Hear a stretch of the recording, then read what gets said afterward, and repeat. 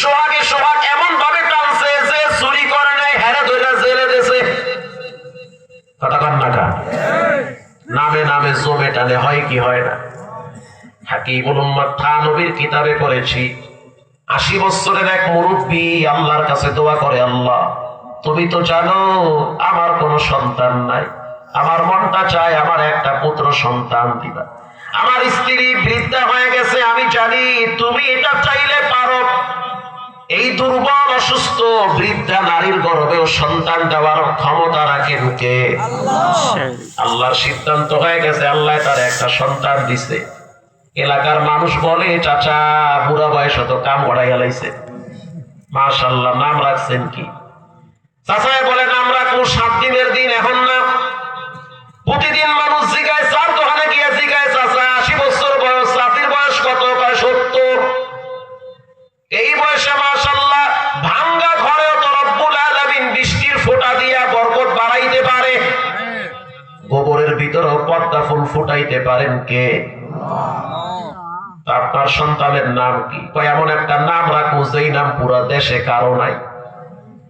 কিছুদিন পরে মানুষ বলল, চাচা কি নাম রাখছেন? কয় নাম রাখছি আর পাইস না। এটা আনকমন নাম, আনসিজনের ফল, নামও রাখছি আনকমন। কিছুদিন পর বাচ্চা বড় হয়ে গেল, বয়স হইল 7 বছর, নিয়ে গেছে মাদ্রাসায়। মাদ্রাসায় নেওয়ার পর বলল, হাফেজ সাহেব আমার সন্তানকে হাফেজ বানাবো। ওস্তাদ বলল, মুরব্বী সন্তানের নাম কি বলেন, লেখা লাগবে। মুরব্বী বলল, সন্তানের নাম হইল আর পাইস না। হুজুর বারবার চায়, কয় চাচা আমি বুঝি ভুল শুনছি, আবার কম।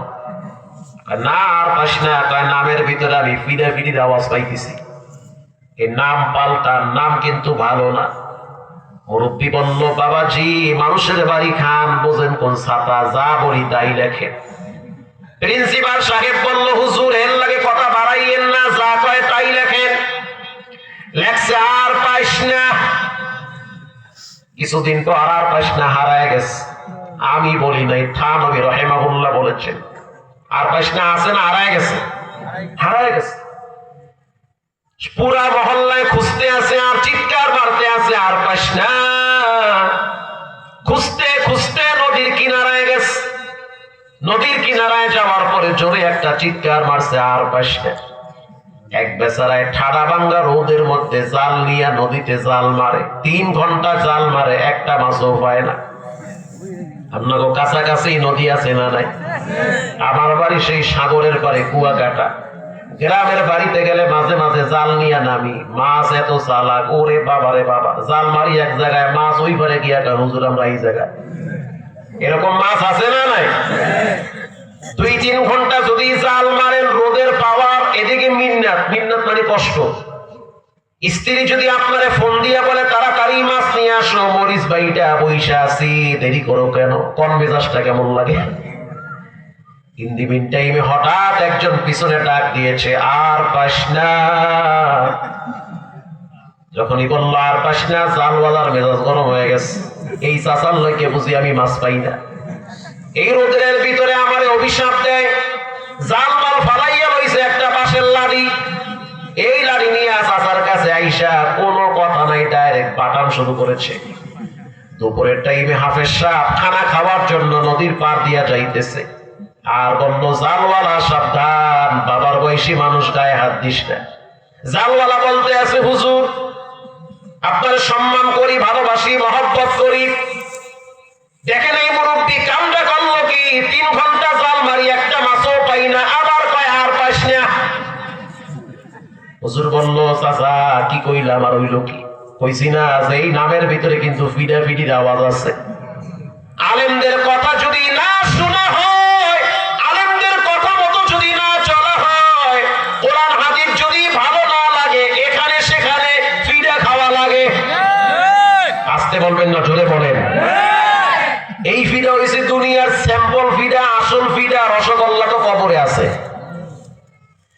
প্রিয় ভাইয়েরা আমার, হযরত ওমর রাদিয়াল্লাহু তাআলা আনহু বলল, বাবার 3 নম্বরের দায়িত্ব হলো সন্তানের জন্য কোরআন শিক্ষা দেওয়া। আল্লাহু আকবার বলেন। কয় নম্বর? 1 নম্বর। তাহলে বাবার দায়িত্ব হলো তিনটা। প্রথম দায়িত্ব ভালো একটা মা নির্ধারণ করা, দ্বিতীয় দায়িত্ব সন্তানের জন্য ভালো একটা নাম রাখা, 3 নম্বরের দায়িত্ব সন্তানকে কোরআন শিক্ষা দেওয়া। সন্তান যদি কোরআন চিনে সে তার মা বাবাকেও চিনবে, যদি কোরআন না চিনে মা বাবাকেও চিনবে না। কোরআন মানুষকে নত করা শিখায়, নত বাণী রবের সামনে স্যালেন্ডার করা শিখায়, ঠিক না ঠিক? ওই যে হাদিস পড়ছিলাম মনে আছে, কুল্লু উতুল্লিন জাওয়াজিম মুস্তাকবিরিন মুতাকাব্বিরিন, জাহান্নামে তারা যাবে 3 শ্রেণীর মানুষ। 1 নম্বরে বদ মেজাজি, 2 নম্বরে অহংকারী, 3 নম্বরে হলো হিংসুক। বলেন 3 নম্বরে কি? হিংসুক। আমি বলি নাই, রাসূল বলেছে 3 নম্বরে হিংসুক। হিংসুকরা কখনোই আরামে ঘুমাইতে পারে না। হিংসুকরা নিজের বেলায় টাইন্যা ধরিস, অন্যের বেলায় বাইন্যা মরিস। নিজে হলো আনা, অন্যে চাইরা না পাক এটা সে চায় না। নিজেরটা বুঝায় নেয়, অন্যেরটা লামসাম দেয়। কথা কন না কা? নিজের ছেলে মেয়ে নিয়ে ভালো থাকতে চায়, অন্যের ছেলে মেয়ে ভালো চলুক, প্রতিষ্ঠিত হোক, এটা হিংসুকরা চায় না। আপনাকে নিয়ে তার মাথা ব্যথা বেশি। হিংসুকরা বাইতুল্লাহর গিলাফ ধরার পরেও তাদের লাব্বাইকের আওয়াজ কবুল হয় না। হিংসুক কাকে বলা হয়? অন্যের উন্নতি দেখলে যার ভিতরে কামড় মারে, আরেকজনের সফলতা দেখলে যার মেজাজ গরম হয়, তাকে বলে হিংসুক, ঠিক না ঠিক? হিংসা করা যাবে না, কারণ হিংসা করা মহাপাপ।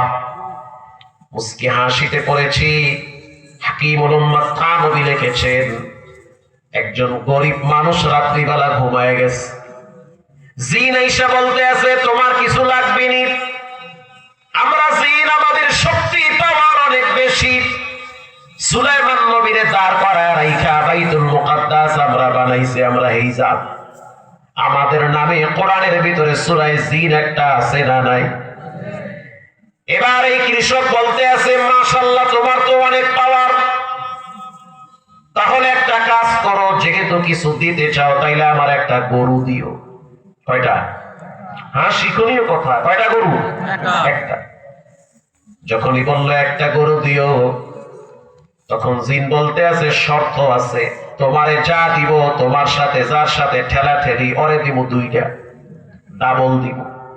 ঠেলা ঠেলি তো বুঝবেন না, মানে যারে দেখলে মাথা গরম হয়, যার ছায়া দেখলে রাইতের ঘুম হারাম হয়ে যায়। তোমাকে যা দিব তাকে ডাবল দিব, তুমি কি রাজি? একটু রাজি না, আমার দরকারই নেই কিছু, আমারে যা দেবা ওরে ডাবল দেবা, মানে ওরে ডাবল দেবা কা? আরে তোমার মাগনা দূর মাগনার গুল্লি বাড়ি, ওর কথা কই লেখা কি ভাই? এরকম লোক আছে না, মানে সহ্যই করতে পারে না। ওই একদিন একটু মসজিদে মিষ্টি নিয়ে ঝগড়া লাগছে, এই রাগের ঠেলায় মানে হ্যাঁ ছায়া দেখলো মাথা গরম হয়। হিংসু। এই সমস্ত রোগ নিয়ে আলগা দরবেশি দেখাইয়া কোনো লাভ নাই। এই সমস্ত রোগ অন্তর থেকে দূর করেন, সেজদা দিবেন জমিনে,